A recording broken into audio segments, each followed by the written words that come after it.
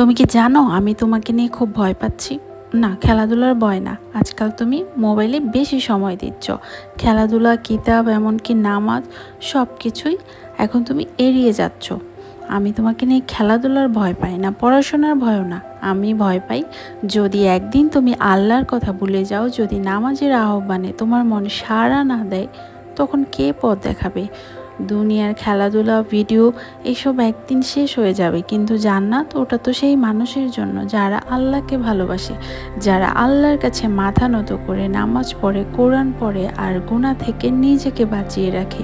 তুমি জানো রাসূলুল্লাহ সাল্লাল্লাহু আলাইহি সাল্লাম বলেছেন, 7 শ্রেণীর লোক আছে যাদেরকে আল্লাহ কিয়ামতের দিনে নিজের ছায়া দেবেন, যেদিন আর কোনো ছায়া থাকবে না।